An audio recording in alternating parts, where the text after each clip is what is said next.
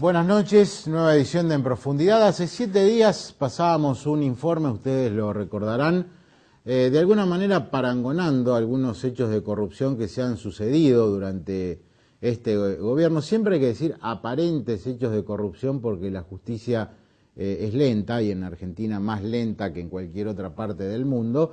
Y recordábamos la bolsa de Miseli, las fundaciones y los parientes de Romina Piccolotti, el caso Escanca, hablábamos de la aduana de Del Conte, le hace Alfonsín, hablábamos de la servilleta de Carlos Corach, le hace Menem, hablábamos de la valija de Ameira, le hace también Menem, hablábamos del abanelco de Flamarique, le hace Fernando de la Rúa, y hoy tenemos que hablar, lo está hablando todo el mundo, de la valija de este buen señor venezolano, repleta de dólares, y de un sinfín de rumores, porque lo que falta, francamente, en la Argentina es información.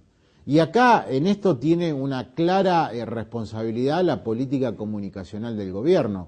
Cuando la información se cierra, cuando nadie habla con la prensa, cuando no se permiten las repreguntas, uno tiene que ir por el lado del rumor, tiene que ir solamente por el lado de las fuentes. Y yo les digo, he consultado no menos de 4 o 5 fuentes, cada una tiene una interpretación distinta. De las más inverosímiles hasta las más interesadas. Es decir, cada medio, cada periodista, cada dirigente opositor trata de llevar agua para su molino. Se dicen que los $800.000, les digo, esto dicen los mails que uno recibe, no le den categoría de información. Pero vamos a comentarlo porque no hay otra vía. El gobierno no habla con los periodistas. Se dice que en vez de $800.000 había un par de millones. Se dice que el dinero en realidad estaba destinado para otra cosa, que tiene que ver con la campaña presidencial del oficialismo nacional. La Nata escribió el domingo en el diario Perfil, francamente algo que no resiste el menor análisis, que esto era algo que venía a la campaña en la provincia de Santa Fe vía Roberto Scott, el intendente de Venado Tuerto. Yo no sé quién habrá sido el informante de la Nata, pero seguramente cayó en la trampa de darle entidad a ese rumor. Y se habla mucho también de que esto habría sido una vendetta interna dentro del propio gobierno como represalia del sector de Alberto Fernández por lo que había sucedido con Miseli, le hace debido. No sé cuál será finalmente la explicación que encontrará la justicia, si es que alguna vez se encuentra alguna. Lo cierto es que todo esto complica al Ejecutivo Nacional. Lo cierto es que se le está cayendo ese as de espada con el cual arribó al poder, que era terminar con esta especie de marroquinería política que existía en la República Argentina.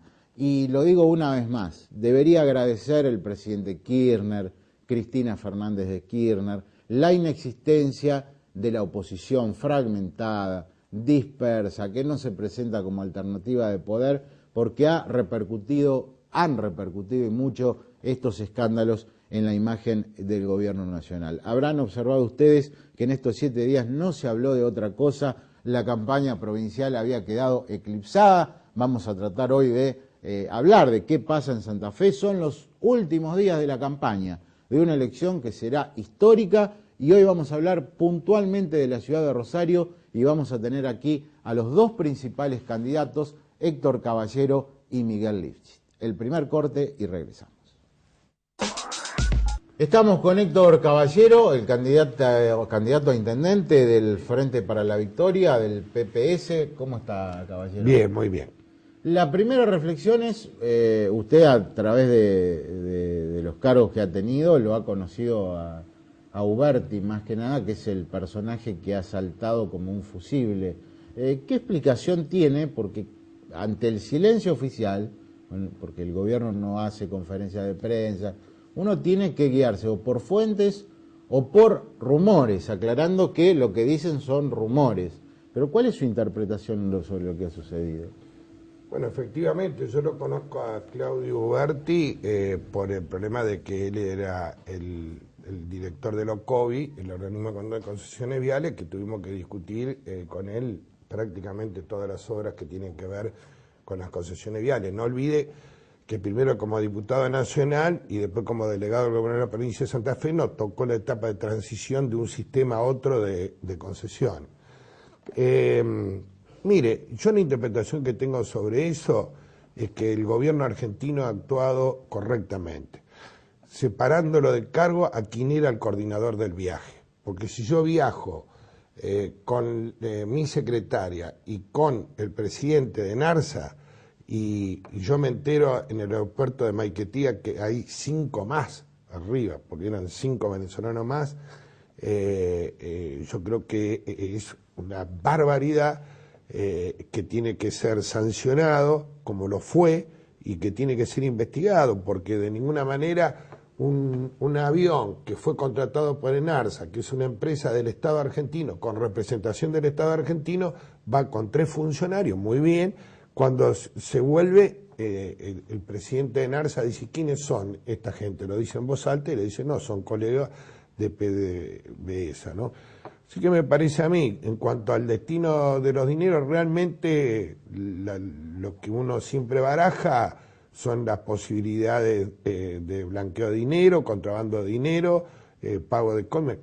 Todo eso hay que investigarlo. Pero de todas maneras me parece muy firme la posición del gobierno argentino en cuanto a pedirle explicaciones al gobierno de Venezuela, porque es una denegación de Venezuela. De todas maneras, es un error, una imprudencia, o como quiera llamarse en forma más grave, el haber permitido que en un avión contratado por el Estado argentino viajen 5 personas, entre ellas uno que lleva una bolsa o una valija con casi $1 millón. Ingresando ya al tema de la campaña electoral, quedan muy pocos días, ya son cuestión de horas. ¿Cuál es la visión que tiene respecto a lo que va a suceder en la ciudad de Rosario? Ha caminado en los barrios todo el tiempo. ¿Qué se viene el 2 de septiembre? Mire, es muy difícil hacer futurología, digamos. Yo creo, si usted me pregunta lo que pienso yo, ¿no es cierto? Después que se dé en la realidad o no es otra cosa. Yo pienso que el triunfo de Rafael Bielsa como candidato a gobernador está asegurado. Si yo lo veo y los días domingos yo tengo que atender a muchas delegaciones que vienen del interior, porque es gente que pertenece al Partido Progreso Social y que ha ganado las elecciones internas del Frente para la Victoria para intendente, etcétera. Entonces viene, como Calchaquí, por ejemplo, etcétera. Bueno, toda la gente le plantea en general que, digamos, Wiener no está bien posicionado a nivel de la provincia y que Bielsa está mejor posicionado. Por lo cual uno piensa de que Rafael Bielsa para mí es el futuro gobernador. En cuanto a las elecciones en Rosario, ustedes saben que si bien nosotros hicimos una gran elección en la elección interna, la ventaja que nos sacó el Frente Progresista es una ventaja bastante importante, pero como siempre digo yo, no imposible de revertir, si bien es difícil. Pero yo lo que le quiero decir es lo siguiente: mi olfato, que a lo mejor se puede equivocar como cualquier otro olfato, yo veo que hay una recuperación muy grande, que nosotros vamos a tener un remonte de votos muy grande para el 2 de septiembre.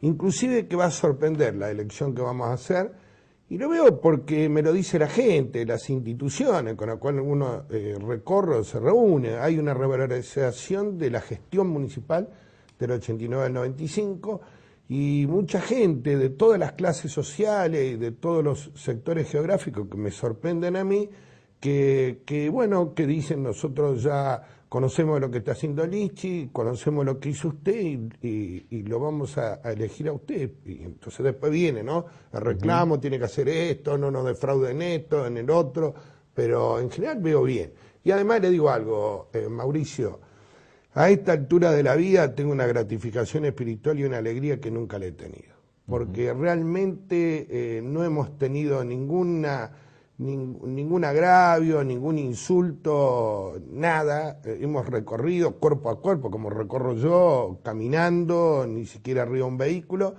y la gente con mucho afecto a aquellos que no van a votar y con respeto a aquellos que no nos van a votar, nos los hacen conocer. Por lo tanto, es una gratificación espiritual en el medio de que mucha gente no puede ni caminar por la calle después de su actividad política, nosotros lo podemos hacer y realmente estoy muy contento, muy alegre. Es la campaña electoral que he desarrollado con mayor alegría y me siento realmente agradecido a todos aquellos que posibilitaron que yo fuera el candidato a intendente. Yo tengo la impresión de que finalmente las elecciones las van a decidir las dos grandes ciudades, que es Rosario y Santa Fe.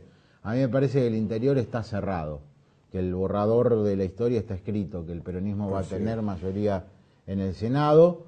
Obviamente es distinto lo de diputados, porque así la mayoría se lleva un porcentaje ya establecido y la minoría se reparte por sistema DON.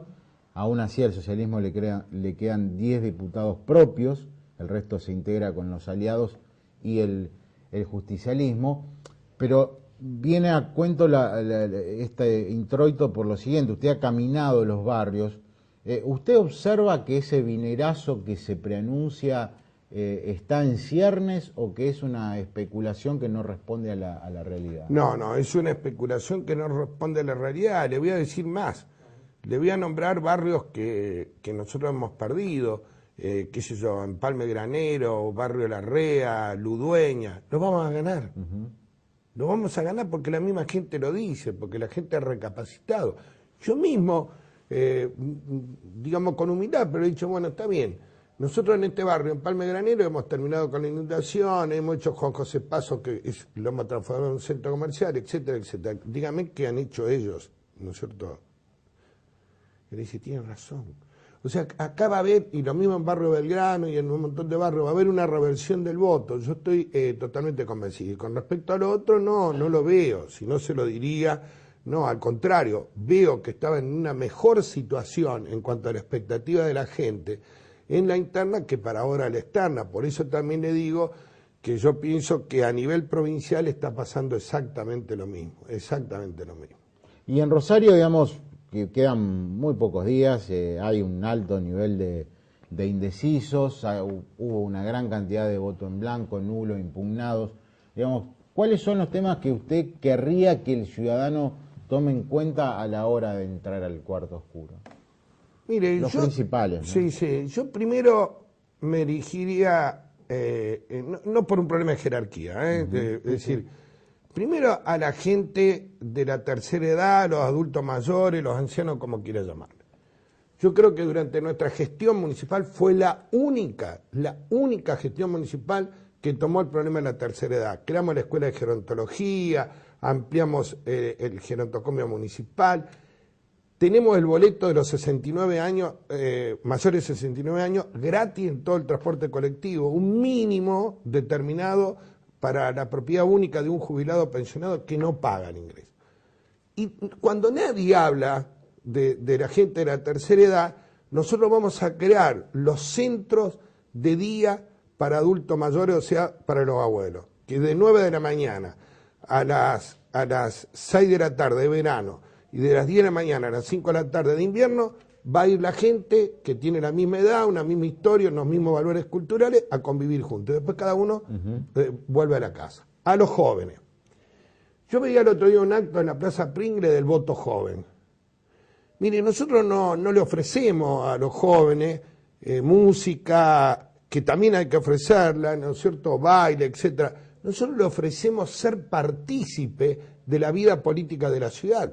Usted sabe que usted, que es una persona que ha seguido esto y que alguna vez hemos conversado que no se hizo ninguna reforma política en la ciudad de Rosario a nivel municipal. No, salvo la reducción de integrantes del Consejo que lo hizo Reutemann en el... No hizo Borgonovo, más que Reutemann, que lo redujo, no voy a entrar a considerar porque estoy en contra de eso. Yo estoy a favor. Yo creo que tenemos que volver a los 36 miembros, que fue lo que tuvo tradicionalmente, no a los 42. ¿Pero para qué poner más?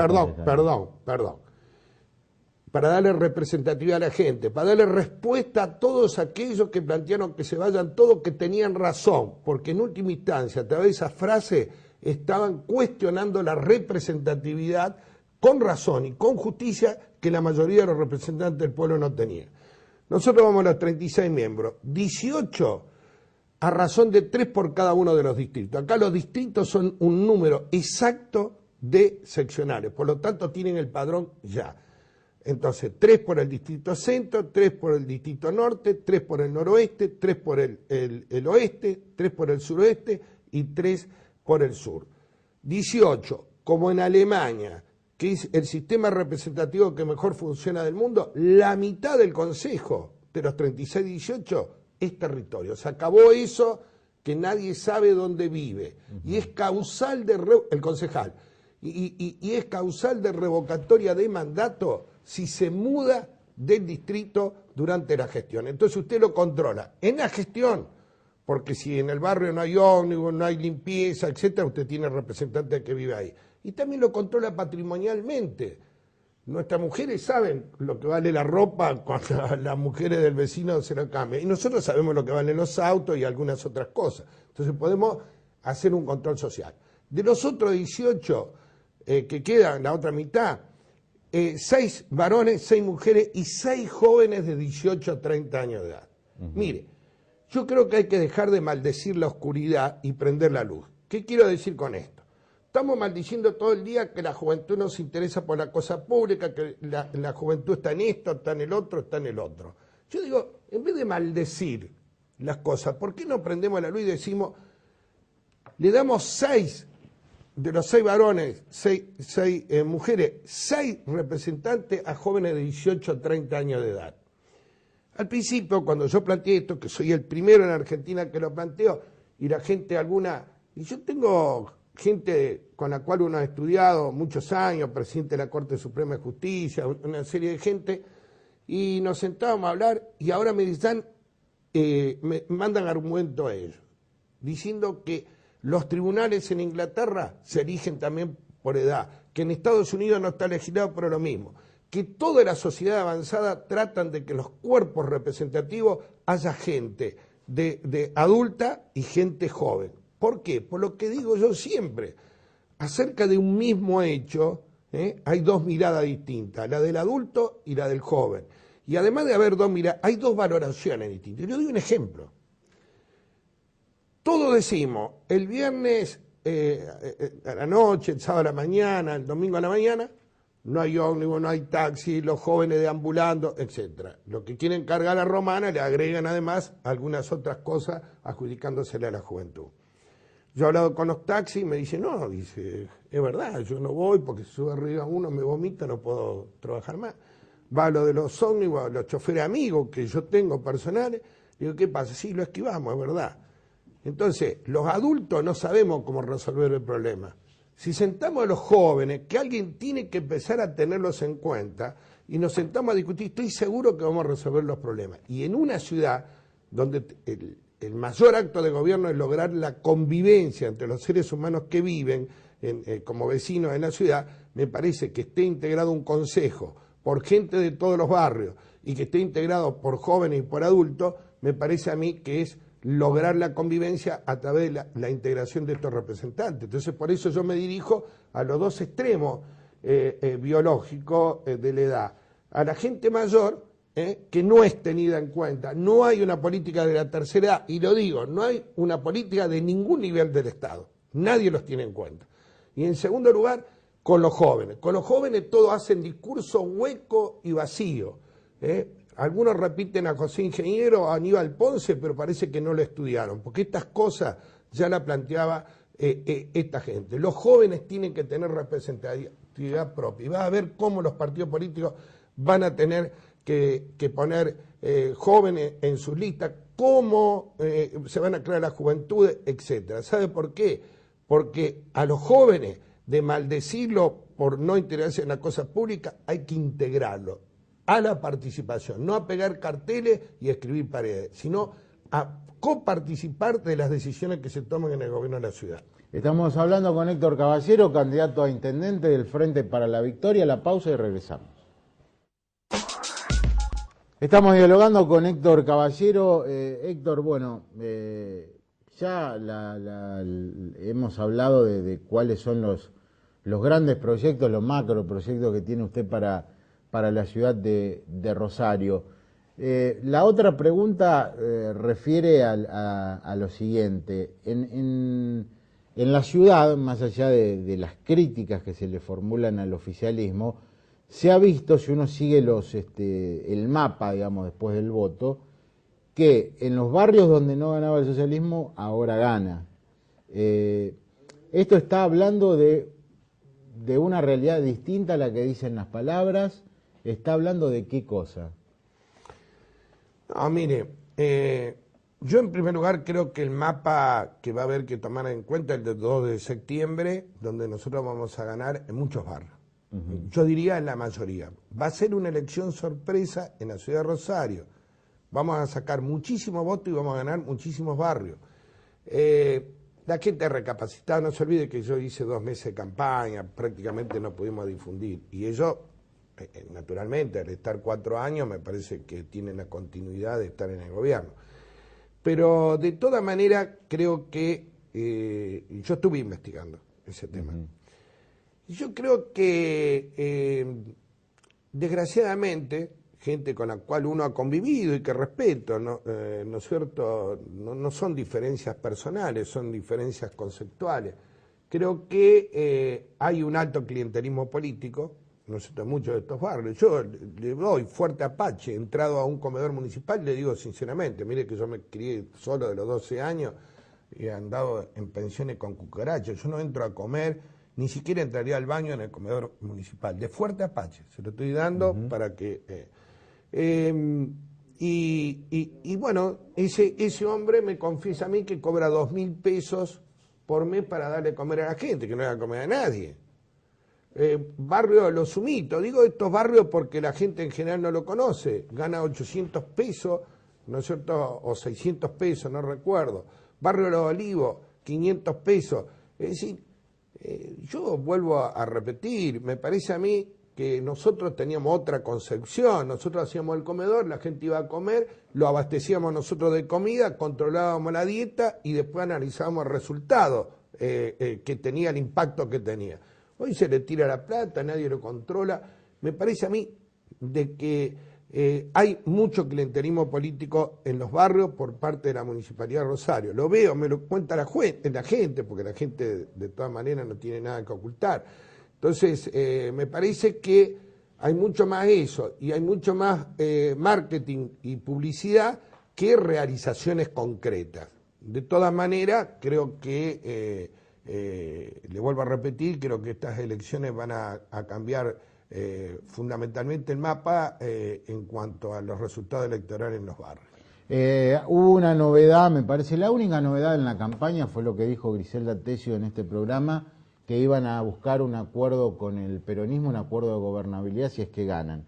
Me pareció la frase más importante porque es como una admisión de que aún ganando el Frente Progresista va a tener que negociar todas y cada una de las leyes. Y después hubo clásicos. Uno de los clásicos son las encuestas.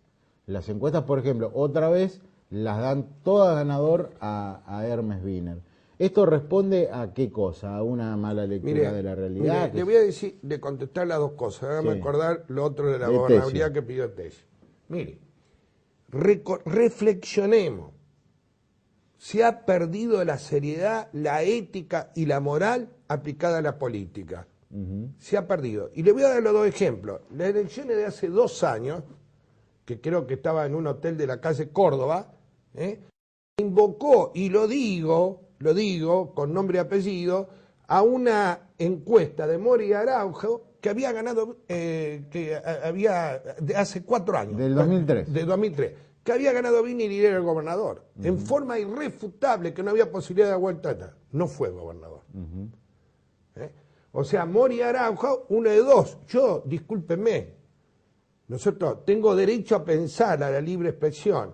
O le compraron la encuesta para que diga eso, o se equivocó grueso.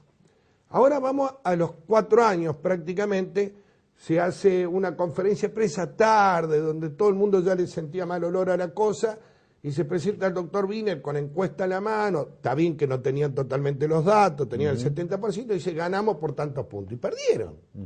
Entonces, que a mí César Mancilla me diga a mí, después que a mí en la campaña 95 me decía que ganaba por 25 puntos y me lo firmaba, yo no le creo. ¿Está? No le creo, directamente. Entonces, ¿en qué puede cambiar? Y ahora voy, porque está relacionado con el pedido de gobernabilidad que hace la doctora Tello. Mire, en el peor de los casos, el Frente para la Victoria de 19 senadores va a tener 15. En el peor de los casos. Yo creo que puede tener 16 o 17 senadores. Yo digo, que me den la fórmula cómo se puede gobernar, ¿no es cierto?, suponiendo que triunfara Wiener, que gane en la Cámara de Diputados, y con una Cámara de Senadores que tiene 2/3, quórum propio y mayoría para funcionar.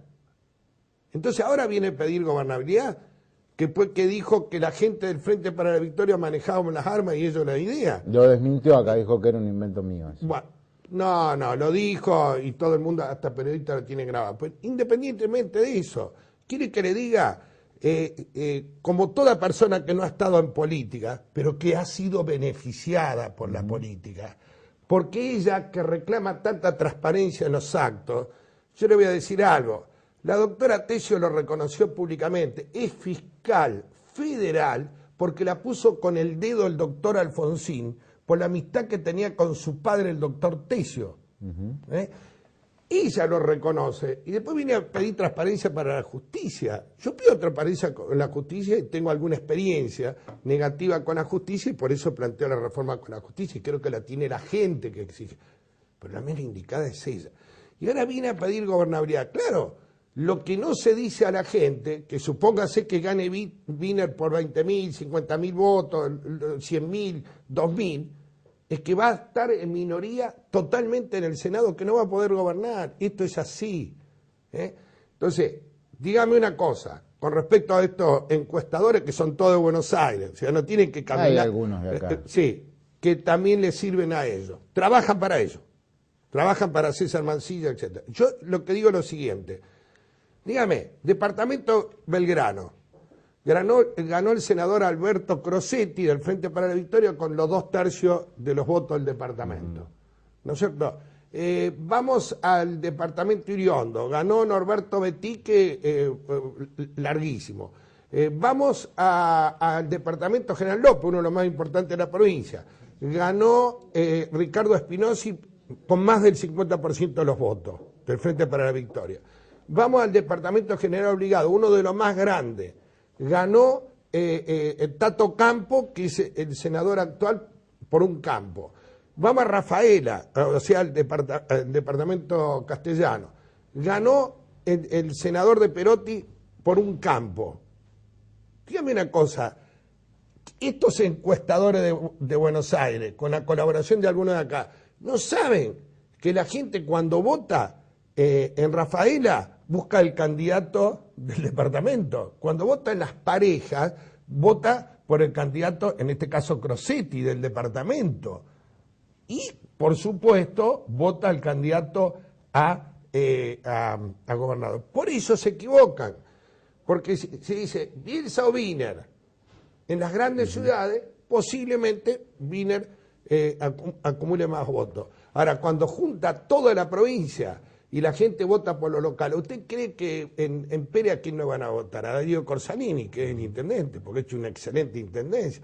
Entonces me parece a mí que si decimos que va a tener nuevamente, y la misma tesis lo está diciendo, por lo menos 15 a 16 senadores, ¿en cómo cambian el resultado electoral de la provincia? Pregunto yo. ¿Cómo lo cambian? Por las dos grandes ciudades.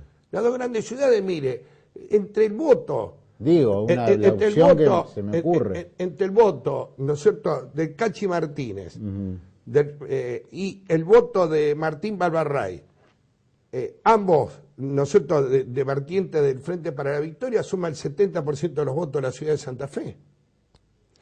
Acá, en la ciudad de Rosario, cuando más votos sacaron, fue 160.000 votos de ventaja al Frente para la Victoria, que fue en elecciones donde Rossi fue electo diputado y no recuerdo quién de concejal. Osvaldo Miatelo. Entonces, ahora sacaron 90 y pico mil votos. Nosotros sacamos el 50% votos más en el Frente para la Victoria. No se olvide que también nosotros fuimos por afuera del Frente para la Victoria y otras agrupaciones también, que hoy estamos todos juntos. Entonces yo no sé Es muy fácil para un encuestador de Buenos Aires, y ya ocurrió con Mori Araujo, ocurrió en todas las elecciones, y se equivocaron todos. Entonces yo creo que esos son operativos montados con dinero, y eso hay que decirlo, con dinero, para sacar cosas que influyan sobre el electorado. Entonces ellos generaron de que en la otra elección Wiener ganaba por 25 puntos, perdió. Ahora hay que generar de nuevo esa sensación. Y van a volver a perder, porque así es la realidad. La realidad siempre es más fuerte que la voluntad de uno. Bueno, es la última, ha venido antes de la interna, lo hemos invitado ahora antes de la general, y veremos qué pasa después del 2 de septiembre, o qué pasó el 2 de septiembre. Volveremos a charlar, a lo mejor como intendente, a lo mejor siguiendo desde la oposición en Rosario, a lo mejor como oficialismo en la provincia de Santa Fe.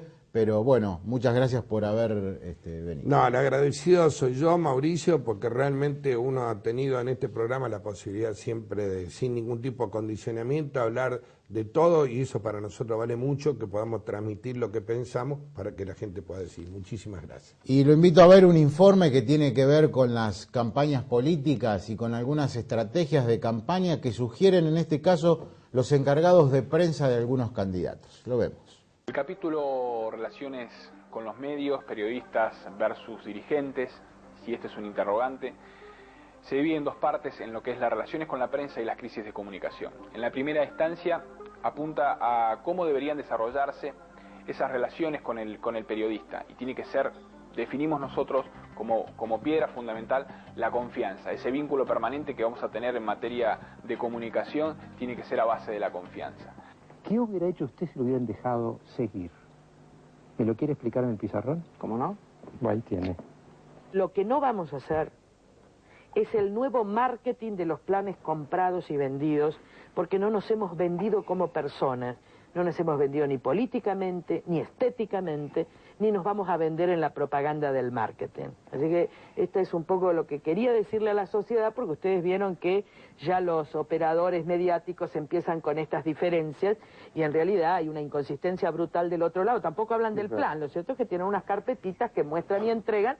Nosotros queremos decirle que esas carpetitas no poseemos ni vamos a poseer. Gracias. Usted también tuvo su momento. Usted, ¿sabe? Mire, hay dos clases de gobernantes: los que gozan el poder y los que es una tortura, ¿no? Porque la Rúa evidentemente sufría el poder. Debe estar aliviado. No lo pudo disfrutar de la Rúa. Usted lo disfrutó, mire cómo lo disfrutó. Although your heart is aching, smile even though it's breaking. Las conferencias de prensa tienen, por decirlo, tienen tres etapas en lo que es la preparación, el desarrollo y la post-conferencia de prensa. La otra variante de comunicación o de contacto con el periodismo, y que tiene relación con la conferencia de prensa en cuanto a su contraposición, es el asalto de periodistas. Este conglomerado de periodistas que invaden la intimidad del funcionario, del dirigente, a la salida de los tribunales, a la salida del Parlamento, que buscan información, y el dirigente se siente agredido por los micrófonos, por las caseteras, por los teléfonos celulares. Ante esas situaciones de búsqueda de información, el periodista trata de preguntar y sacar información de diversas maneras, y el dirigente no tiene que entrar en ese juego de ese conglomerado de periodistas, que se denomina asalto de periodistas. Yo tengo un plan de seguridad que expresé hace un año, que ustedes registraron en la prensa, y que ahora, porque estamos cerca de las elecciones, provoca esta conmoción. Pero siempre hablé hace un año de mano dura sin tortura, hace un año. Pero déjenme llegar. ¿Violencia con más violencia eso? ¿Es violencia con más violencia? A los asesinos los quiero ver muertos, sí, es así.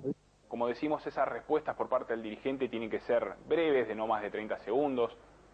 El dirigente tiene que elegir qué pregunta contestar, elegir la que más le conviene, no contestar sobre temas hipotéticos, entre otras cosas, transformar lo negativo en positivo, y siempre dar información. La falta de información es negativa. No es aconsejable, en la gran mayoría de los casos, el no comentarios. Una cosa es el gobierno de los que piensan igual, y otra cosa es la necesidad de encontrar entre todos los argentinos un pacto democrático que defina la posibilidad de que entre todos defendamos a la Argentina, demos respuestas a los desafíos, aunque pensemos distinto, Nosotros señalamos recién el off the record y es un punto también interesante y a destacar, que es ese pacto comunicativo entre el periodista y el dirigente, ese acuerdo de partes, donde el periodista busca información de contexto, información que le puede dar utilidad para el desarrollo de una nota, pero que tiene que garantizar que esa información no sea publicada con la fuente a la cual uno está recurriendo. O sea, es información revelada con reserva de fuente. Argentina, una manga de ladrones del primero hasta el último, ¿entiende? Como dijo el señor Barrio Nuevo, si nos dejamos de robar 2 años, vamos a andar bien. Aún no compare la Argentina con el Uruguay, o usted es un ignorante absoluto de la realidad argentina y de la realidad uruguaya. Hemos desarrollado, hemos nombrado una serie en los capítulos anteriores o en el capítulo del libro sobre diversos casos donde el off the record fue violado. Trato con los periodistas que hizo con la cadena de televisión Bloomberg, que hizo el presidente uruguayo Valle, y lo que ha generado políticamente. Eso es importante siempre definirlo, siempre definir qué parte de la conversación en lo que es ese vínculo con el periodista puede ser publicada y qué parte no. ¿Sabe la clase de volumen y magnitud de corrupción que hay en Argentina? Durante 10 años con el Fondo Monetario nos prestó mire, señor, ¿sabe una cosa? O arregle su problema en Argentina y no se meta con el Uruguay. En la segunda parte del capítulo nosotros intentaremos abordar cómo debe el equipo de comunicación contrarrestar crisis comunicacionales. Ante eso hay una logística de trabajo que se debe cumplir para que esa crisis que se ha generado en los medios de comunicación, que se ha instalado en los medios de comunicación, no salpique y no manche la gestión de gobierno. También en este caso vamos a abordar lo que se suelen llamar operaciones de prensa y cómo deben ser contrarrestadas.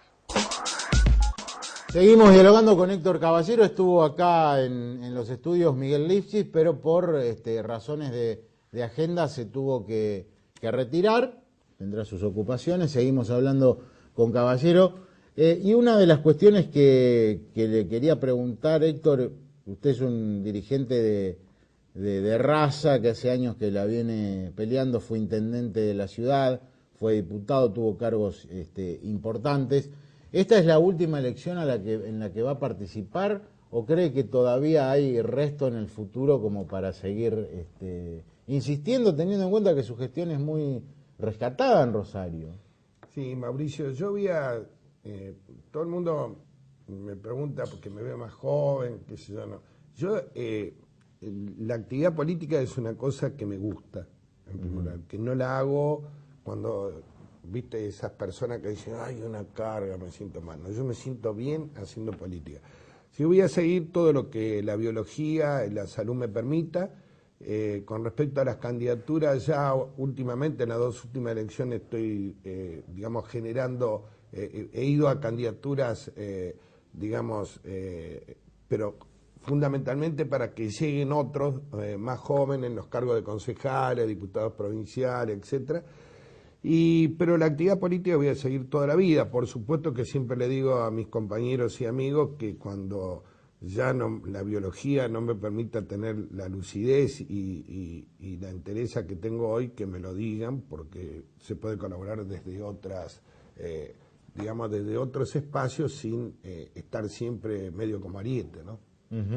Y en este sentido yo vislumbro lo siguiente, es decir, suponiendo que Lifchitz gane, algo que usted no debe querer escuchar, después se tendrá que producir un nuevo recambio en el socialismo rosarino, que no sé si está tan a la vuelta de la esquina como si lo encontraron con Lifchitz.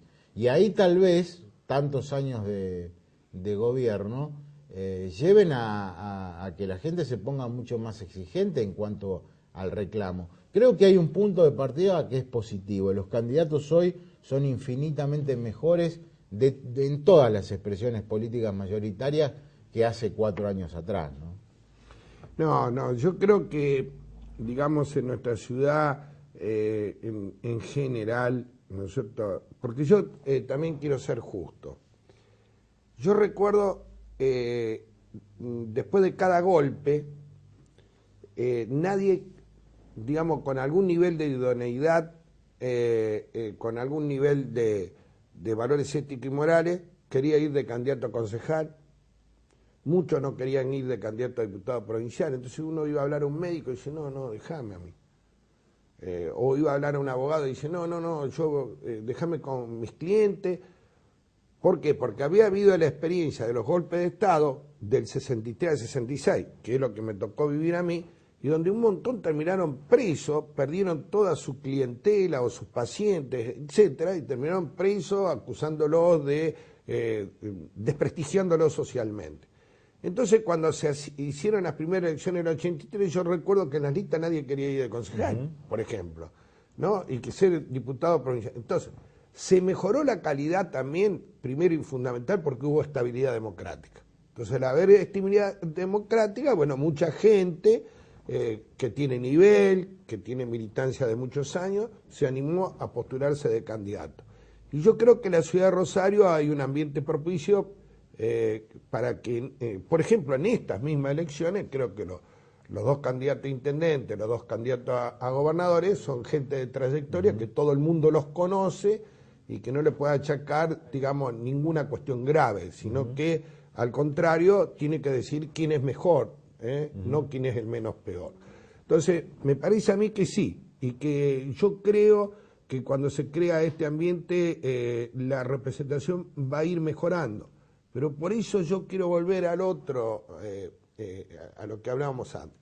Yo creo que a nivel municipal, a nivel provincial y a nivel nacional hay que hacer la reforma política. La gente lo pidió durante todo el 2002, expresando que se vayan todos.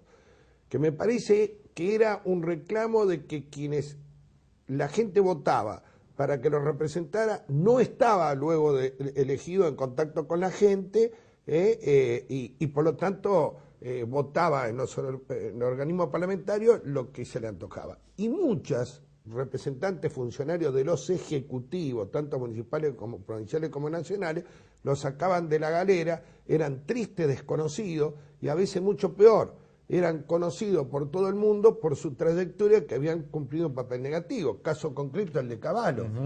¿No es cierto? Cavallo había estado de funcionario en la dictadura, luego fue ministro de Menem, después fue ministro de la Alianza, no sé si...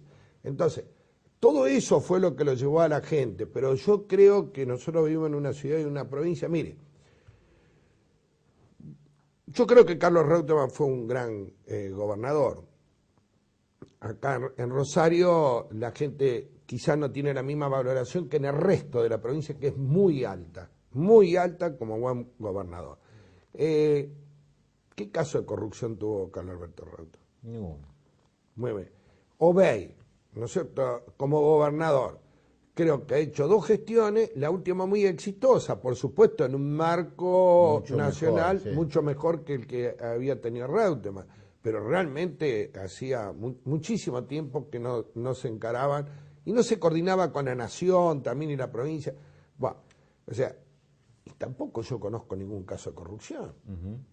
¿No es cierto? O sea, ni la oposición puede inventar un caso de corrupción. Yo tuve 6 años de intendente y no tuve un solo caso de corrupción, ni inventado. Nadie me puede señalar.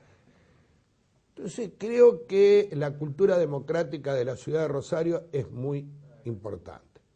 Es exigente y yo agradezco que sea exigente, porque gracias a eso, a diferencia de otros, les vuelvo a repetir, yo puedo con mi familia y mis nietos, porque el problema no es uno que está de paso, sino lo que queda, podemos ir a todos lados y en todos lados nos reciben bien y nos saludan.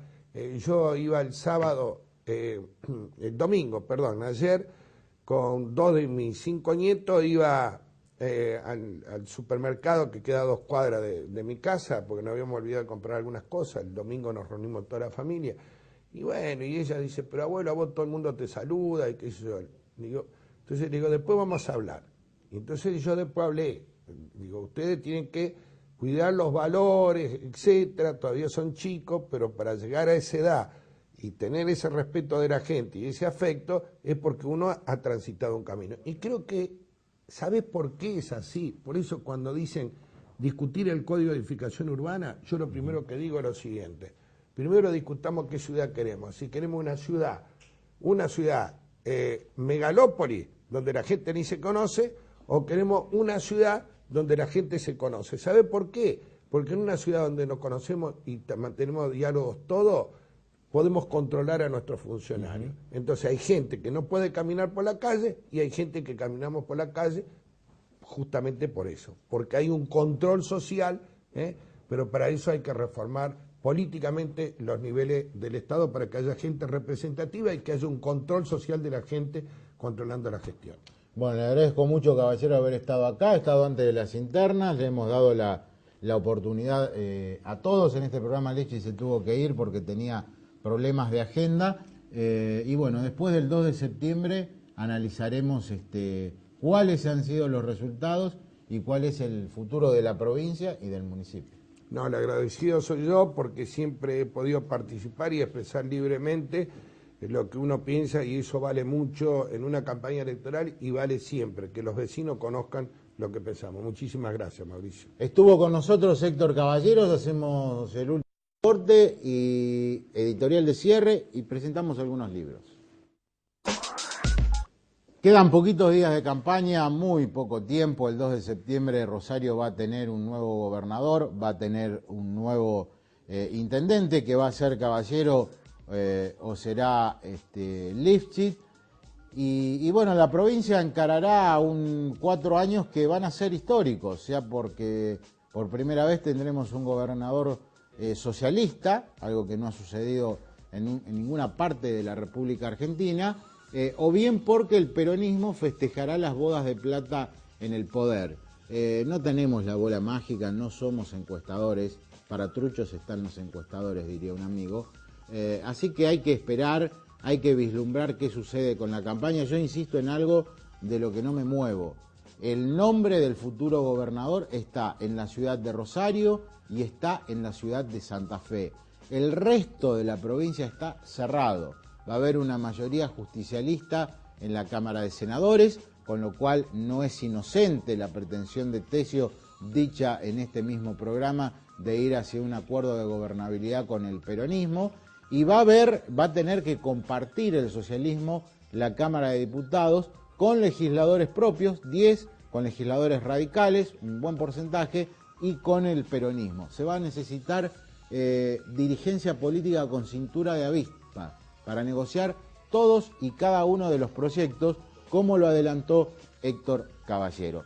Vamos a ofrecerles unos libritos a nuestros televidentes, unas recomendaciones. Kirchner y yo, de Fernando Iglesias, ¿por qué no soy kirchnerista?